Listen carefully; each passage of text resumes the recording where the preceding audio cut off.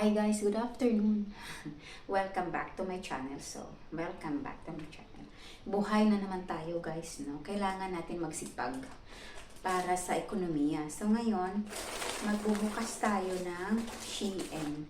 So meron akong Shein dito at meron akong pinamili kanina. Today is Sunday. So meron akong pinamili sa palengke. Namalengke kami. So share na rin natin yun.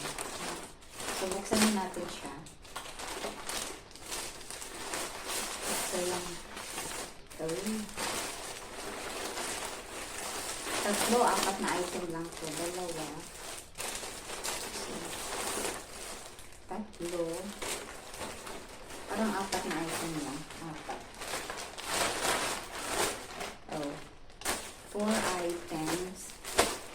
Hindi ko alam kung meron pa dito. Meron pa pala. So, ayan. So, ito guys. Trip ko lang siya na na-order nitong nipple, silicone. Try natin to. So, buksan natin siya. Silicone pad. Actually, meron ako nito talaga. Pero, naiwan kasi sa Pinas. Kaya, bumili na lang ako ng bago. So, ito ngayon ang binili ko. Meron siyang pa-push up ng konti. Yan. Meron siyang pa-push up ng konti. So, ibalik natin dito.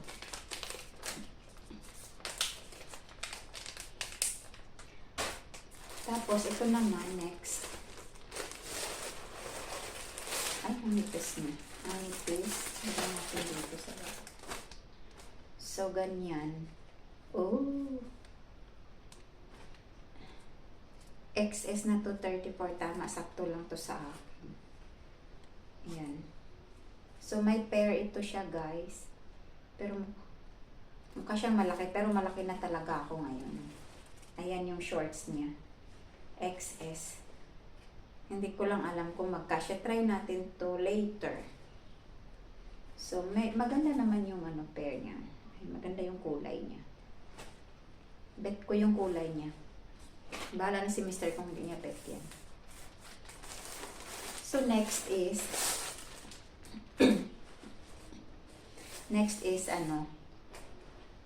dress. Ayan siya, dress. Wala pala siyang lining sa loob. Medyo mabigat ang tela niya, guys. Sobrang ganda niya sa picture. Pero, hindi siya ganun ka talaga sa personal. Pero okay na rin. Try natin yan. Tignan natin ang size. Kasi alam nyo naman ako, sa extra small ako. XS, yeah. Kung may mas maliit pa sa XS, ako na yun. So, ganito ang niya. Ayan. Pinky. So, pangalawang item. Yan. Tupi tayo para hindi tayo masyadong kalat.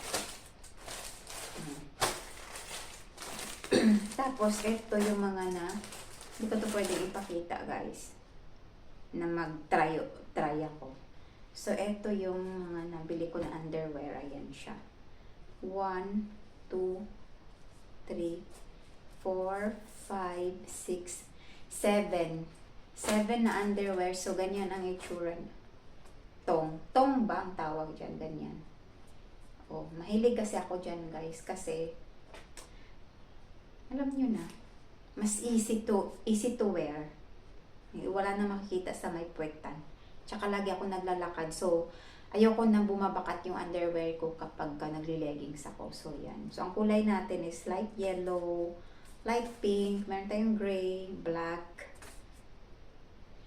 maroon, old rose ata. Tsaka ito, navy blue. 7 pieces. So, pang 1 week yan. Diba? At ito yung last na ko. Hindi ko alam kung magkasya. Ito masyadong bagsak ang tela. Sana magkasya sa akin. Hindi siya sobrang laki. XS na to guys.